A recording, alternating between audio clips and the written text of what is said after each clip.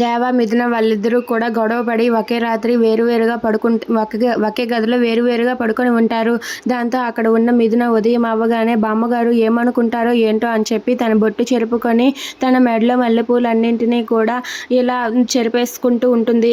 ఇక దేవ అయితే అది చూసి ఇలా అంటూ ఉంటాడు, అసలు నీలాంటి బజారు మనిషికి ఇవన్నీ కొత్తేం కాదు కదా అని చెప్పి అంటాడు. దాంతో మిథునకి చాలా కోపం వచ్చి దేవాని తిడుతూ ఉంటుంది. ఇవన్నీ కూడా బయట నుండి అయితే అక్కడ బేబీ అయితే వింటూ ఉంటుంది. అలా బేబీ వింటూ ఉండగా వాళ్ళిద్దరూ కూడా గొడవలు పడుతూ ఉంటారు. అది విని బేబీ ఒక్కసారిగా షాక్ అయిపోతుంది. ఇక మిథున ఇలా అంటూ ఉంటుంది, ఇన్ని చేసినా సరే నేను నిన్ను ఎందుకు భరిస్తున్నానో తెలుసా? ఈ మెడలో ఉన్న ఈ మూడు ముళ్ళ బంధం గురించి ఆలోచించే భరిస్తున్నాను. లేదంటే ఇవేవి నాకు అవసరం లేదు. నీ దగ్గర దిగజారి ఉండవలసినంత అవసరం నాకు అస్సలు లేదు అని చెప్పి వాళ్ళిద్దరూ గొడవలు పడి మిథున అయితే దేవాకి వార్నింగ్ ఇచ్చి బయటికి వస్తుంది.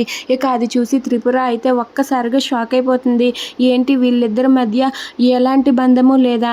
అసలు వీళ్ళిద్దరి మధ్య ఎందుకు ఇలాంటి గొడవలు ఉన్నాయని చెప్పి బేబీ అయితే ఆలోచిస్తూ ఉంటుంది. అలా బేబీ ఆలోచిస్తూ ఉండగా మిథున అయితే దేవాకి తిట్టేసి అక్కడి నుండి వెళ్ళిపోతుంది. ఇక దేవ అయితే అక్కడే నిలబడి చాలా కోపంతో రగిలిపోతూ ఉంటాడు. అలా కోపంతో రగిలిపోతూ మిథున గురించి ఇంకా చాలా కోపాన్ని పెంచుకుంటూ ఉంటాడు. ఇంతలో అక్కడ ఉన్న బేబీ అయితే, ఏంటి వీళ్ళిద్దరిది ప్రేమ పెళ్లి కాదా? ప్రేమ పెళ్లి కానప్పుడు మిథున మెడలో ఆ తాళిబొట్టు ఎలా వచ్చింది? పెద్దలు ఒప్పించిన పెళ్లి కాదు, ప్రేమ పెళ్లి కానప్పుడు మిథున ఎందుకు ఇక్కడ ఉన్నది? ఎవ్వరు కూడా మిథునని కోడలుగా అంగీకరించలేదా అని చెప్పి త్రిపుర అయితే ఆలోచిస్తూ ఉంటుంది. ఇక మిథున గురించి బేబీ పూర్తిగా తెలుసుకోగలదా? Please subscribe.